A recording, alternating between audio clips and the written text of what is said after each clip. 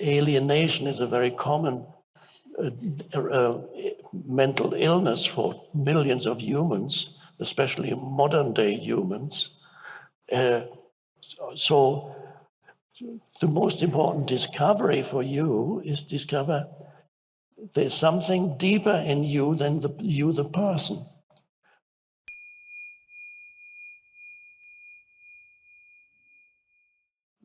The hardest knowledge, obviously, is self-knowledge. That's why the ancient Greeks, like Plato, Socrates, the main one, said his main dictum is know thyself.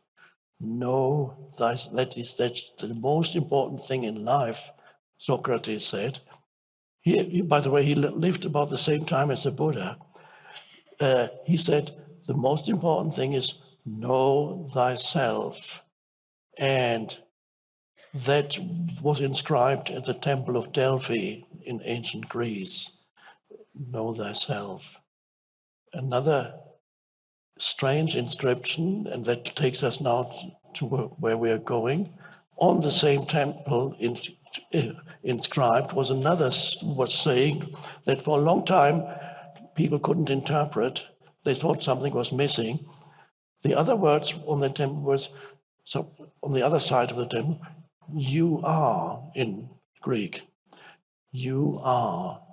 And so the archaeologists looked into, there's something missing here. You are, and they tried, is there another word that you are? But there was no other word. You are. Know thyself. You are. Oh. Then at some point, somebody understood what it probably meant. It was pointing to a deeper dimension of who you are. But the real knowing yourself is not just knowing the personality. That's only one level. It's not the deepest level of knowing yourself. It's important too to know all the stuff that runs you, that operates in you as a conditioning of your mind. This kind of thing people go to a psychoanalyst for. They want to know thyself. What the psychoanalyst or psychiatrist can do for you is he can show you all kinds of things from your past. And if you go to a psychoanalyst, you can go for many years. Some people go for 20 years, 20, 30 years to a psychoanalyst, once or twice a week. Okay, and because the story goes on, and discover more and more intricate things about your childhood. And then what happened? And how did you feel about that? And then what did your mother say? And then up to a point it's helpful, but then it goes on. And you get trapped in that level. And it becomes more and more complex. One level of knowing yourself is knowing how your ego operates, being able to witness it. For example, as I mentioned, in an argument, you become emotional and you witness it. Oh, so another faculty is there behind the conditioned mind that can observe what you're doing and say, oh, you're becoming very angry about nothing. So maybe you're shouting, but in the back there's something that has arisen. It's an awareness.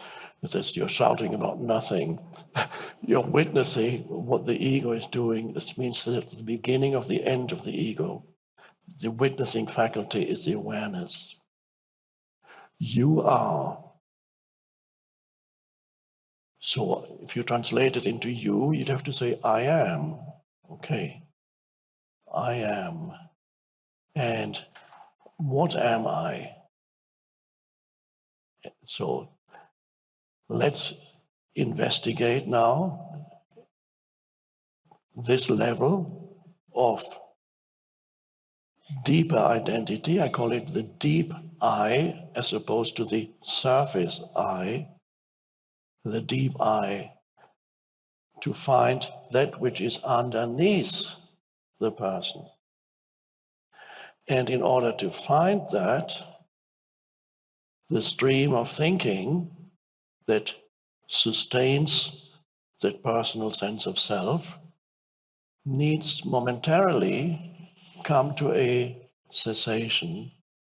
And that's why I started this evening with observing your breath, because that can bring about a brief sensation in the stream of thinking. And in that moment,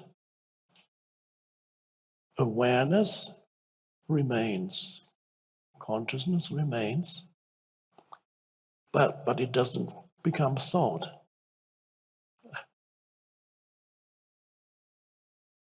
And this is a very strange thing to realize from the egoic point of view.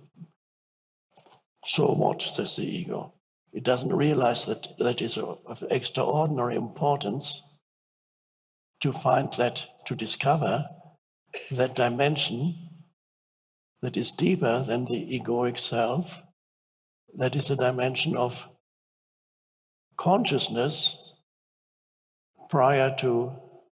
before it becomes thought. So the most vital realization for you is to realize that there are spaces in your mind that you just need to discover, or really ultimately only one space. You discover that there is a space in you where you can be conscious without needing to think, but you're very alert. You're completely here. Another word for it, some words can be helpful as pointers. Another word for it is stillness. You discover a dimension of stillness within you. Stillness means consciousness without the movement of thought. Wow. And you can still perceive everything. In fact, you perceive it more acutely, more deeply, when you are not labeling mentally thought, when you are not labeling mentally what you're perceiving. You can look around, flower, room, sky. Everything is there. You know what you're looking at without calling it anything, without concept. And you haven't gone to sleep, because normally humans becoming free of thinking, the only way they can do that when they haven't awakened, they have to go to sleep, or they have to take some kind of drug that slows down your mind. There may be a place for drugs in certain cases, sacred surroundings. Don't need to go there, it takes too long. But the discovery that stillness, which is unconditioned consciousness, which is deeper than the person, is always there, but it's covered up by the noise of the mind. And you are completely identified with this surface movement.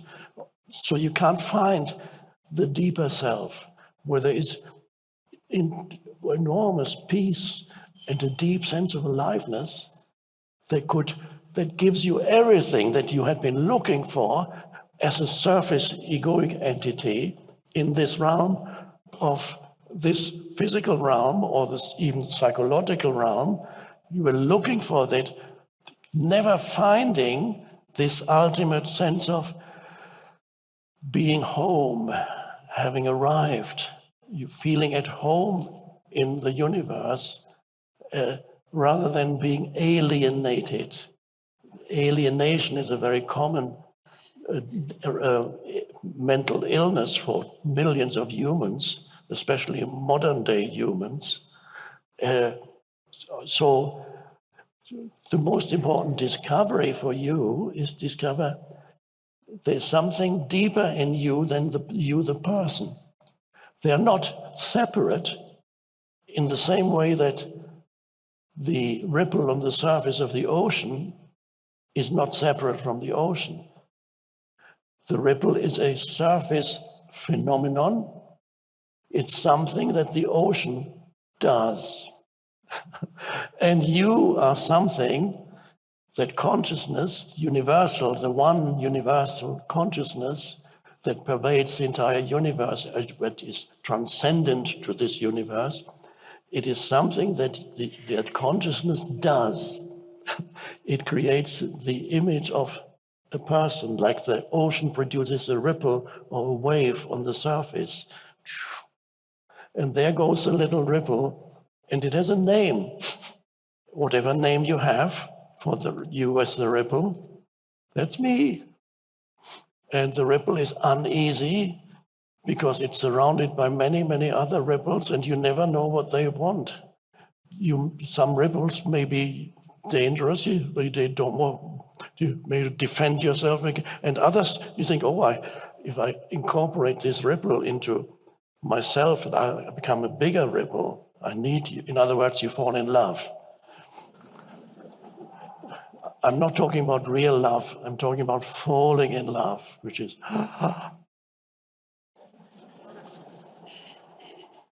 come, I need you.